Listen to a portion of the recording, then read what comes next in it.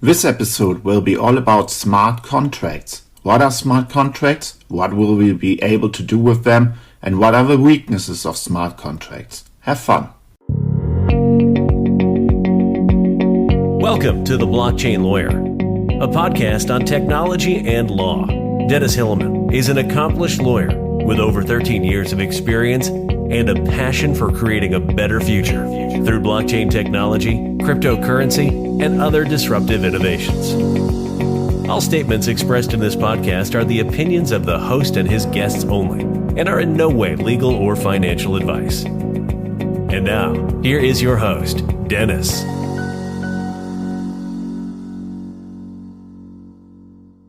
Hi everyone, glad you made it into the next episode of The Blockchain Lawyer. And today it's going to be about something that lawyers especially like, and that's contracts. But we're not going to talk about contracts developed by a lawyer on paper. We're going to talk about smart contracts on a blockchain.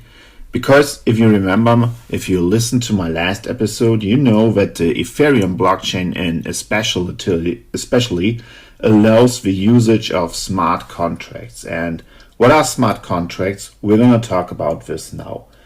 So the blockchain also allows the use of so-called smart contracts, which are closed independently of elaborate third parties such as notaries and still ensure legal certainty. Ethereum, developed by a Russian-Canadian programmer, is the most popular platform for such smart contracts. It's not the only one. Also, other platforms allow the usage of smart contracts. But in general, if you look on the internet, if you want to learn about smart contract programming, most sources that you will find will be about smart contracts on the Ethereum blockchain. So we're also going to focus on the usage of smart contracts on Ethereum in this episode. The history of smart contracts is actually quite interesting. It's not, they don't exist, or the idea of them has not only been created by the white paper of Satoshi Nakamoto in 2008, but the origins go back deeper. The notion of smart contracts was first proposed by Nick Szabo in 1994. Szabo is a legal scholar and cryptographer known for laying the groundwork for digital currency. Back then, there was little interest, however, in his activities because there was no blockchain idea yet, and there was no distributed ledger technology. So Szabo laid the ground, but he couldn't actually develop the first smart contracts. So smart contracts already sound very distinguished because aren't contracts smart as such? I think if a good lawyer writes a contract for you, I would say, hey, that's a smart contract because this contract will settle all your dispute. This contract is written in a good way. It will help you. It will work. It will create an area of trust between the parties because they have laid down the groundwork how to work together and how their business should be operated between them. So any good contract is for me a smart contract. But when it is about smart contract, the term as such in a blockchain scenario, we're actually talking about programmed if and then scenarios. Because the first thing that you probably should know is like a smart contract is not so much a contract in the civil sense. It's a piece of software that can control and or document a given legality relevant activity or even cause it to do so, provided the conditions are met. That sounds very technical, but in general, you should know a smart contract is just a programming solution. It is an if and then condition. If something happens, then something else happens. If A happens, then B happens, and that automatically on the blockchain. For example, what we do with our cat, it's like we every day we put down a little bell, and if the cat rings the bell, we give the cat a piece of candy, a piece of cat candy. That's a little game we play with the cat. Now, if this is something that we should look at in the context of a smart contract. The cat rings the bell, we give it my wife and me, or mostly it's my wife and sometimes it's me in the evenings, we give a cat a piece of candy. Actually, we have two cats, so both cats get each a piece of candy, but just one of them, the male cat, rings the bell. The wife cat, the female cat is smarter because it says he can do it. I'm just getting the candy. So regardless, let's go back to smart contracts. Anytime the cat rings the bell, a human being, my wife or me, gives it a piece of candy. If we look at a smart contract, if we would put that on the blockchain, this would happen. The cat would ring the bell and automatically a piece of candy would appear. Because the condition, if the cat rings the bell, is met, then the consequence, the cat gets a piece of candy. That's, in general, what a smart contract is on the blockchain. And if and then is a condition met, then something else happens. Why would someone do this on the blockchain? Let's go back to the main benefits of a blockchain. The blockchain is immutable and it's transparent. Why would you put smart programming, smart contracts on the blockchain? Because the blockchain is immutable. If we put, for example, the cat and the bell scenario on the blockchain, we can be sure that every time the cat rings the bell, it gets a piece of cat candy, because the blockchain ensures that, and it cannot be manipulated. We can't later say the cat only rang the bell 8 times when it actually rang the bell 10 times and therefore should claim 10 pieces of candy. Why? Because on the blockchain, everything is distributed on the ledger, on the nodes worldwide, and the blockchain is immutable. The smart contract cannot be changed, not be attacked. Every time the condition is met, then the consequence happens.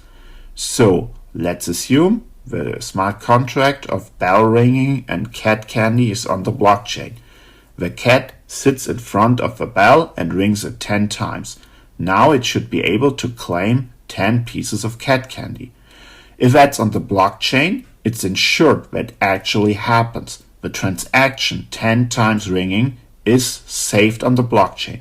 I, as the one who has to give the cat or owes the cat candy, can say, no, he only rang it 8 times. Or I can't try to manipulate the blockchain because the blockchain is immutable. That's why smart contracts are very clever on a blockchain scenario, because of the very secure area, the very secure scenario that such smart contracts on the blockchain have. That is why the smart contracts allow for many functions and allow many possible use cases on the blockchain. Many platforms now already allow the use of smart contracts, including Ethereum, Bitcoin, and Next.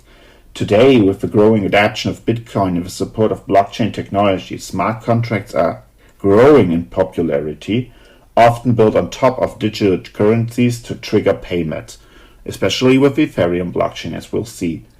And in my scenario with the cat and the cat candy, you always need a human interactions if it's not on the blockchain. And it's always me who has to give the cat the candy out of the cat candy box. If it's on the blockchain, it would happen automatically. And so the smart contracts run on automated processes and in most cases can eliminate human involvement, increasing the speed of business transaction stipulated in the contract. Everything happens automatically. That's the big bonus of the blockchain and the smart contracts on them. And so in this case also, the smart contracts and the whole transactions done by smart contracts are independent of elaborate third parties. Smart contracts are performed automatically by the network, eliminating the need of an associated risk of a third party being involved in the smart contract deployment. And of course, like I said, it's very reliable.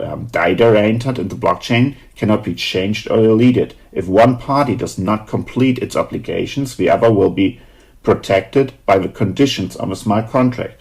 For example, if my cat could talk, and I mean, every cat owner knows in some way cats can talk. Like if my cat say, hey, you only gave me 5 pieces of cat candy, but I rang the bell 8 times. I can check on the blockchain if that's actually true. I can see, no, guy, you're cheating me, and as usual, as you always want to try, you only rang the bell 5 times.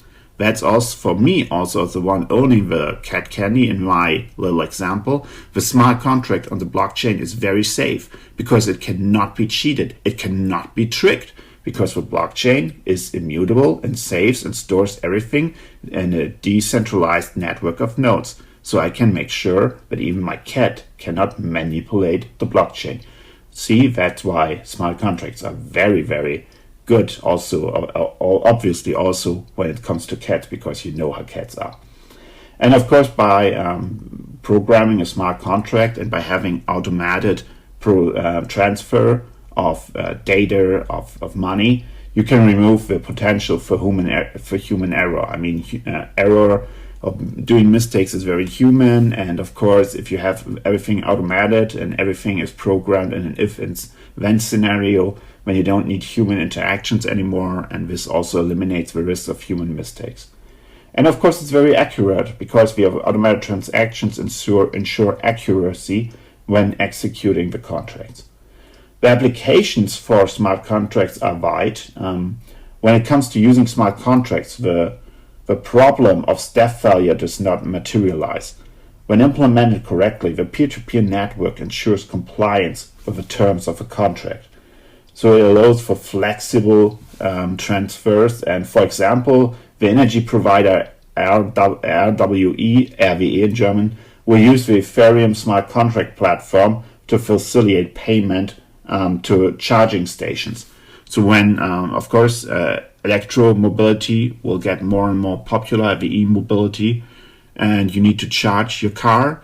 So when you go to a charging station and plug your car in to charge the battery, you will pay RWE automatically in the future via the Ethereum blockchain. So that is an example for an automated process. You will not need credit cards anymore. There will be no human cashier who you have to pay the electricity charge to your car anymore. Everything will be done automatically on the Ethereum blockchain if you're part of the Ethereum blockchain, of course. For accounting and audit, the smart contracts can also offer a lot of benefits, because any financial transaction on the blockchain could thus be used as certified evidence for accounting and cost accounting. So as everything is transparent on the blockchain, you already got all the accountant data, as to say, because you can see any transaction, so you can save that easily, and therefore it's very transparent and of course therefore very easy to audit. In supply chains scenarios, the smart contracts will play a big role. Wherever brokers and platforms merely take on creating tasks and offer no additional added value, they can be replaced by the blockchain and by smart contracts. And in the financial sector, the saving of fees on smart contracts will play a big role. Transactions that take place in banks usually have to be validated by many employees and entered into bank internal registers. With the Ethereum platform, this effort will be eliminated, as there is a central tab where all necessary data is automatically stored. So in this scenario, smart contracts have a very big advantage as well. But we should look, as a lawyer, I want to look a little bit ahead. If I look at business today, we've got two forms that are very popular. For example, we've got the first form of business that I want to look is the human-to-human interaction. If I go to a bakery and buy bread, I pay the baker money. I give him money and I get bread in return, and that's a human-to-human interaction. If I stand in front of a vending machine and buy, for example, a piece of candy, I put money into the vending machine and get a piece of candy out of it. That's a human-to-machine interactions that we have on many levels today, human-to-machine interactions. You also have that, for example, if you order something via Alexa from Amazon. If you tell Alexa, hey Alexa, order new batteries for me, and Alexa does that, then so that's a human to machine interactions. But of course, with the internet and the whole AI behind it gets more and more popular even as we speak of today. And of course, in the human to machine interactions, for example, the electricity charging for cars that RWE is planning, that's a human to machine interaction as well.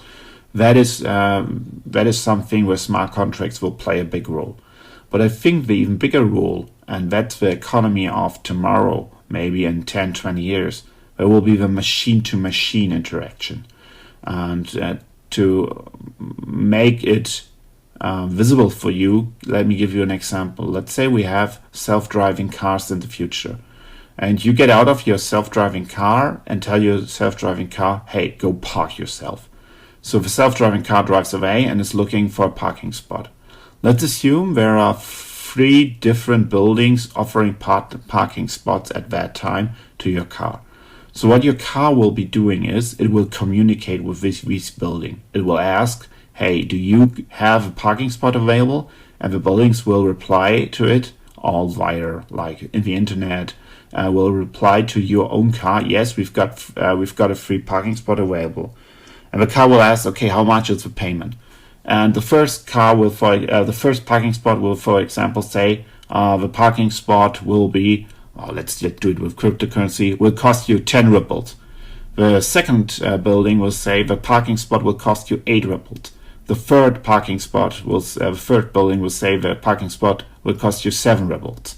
So what your car does then, it will drive to the third infrastructure, to the third building, and park there. And what will be happening in this case is that your car has a wallet inside of it.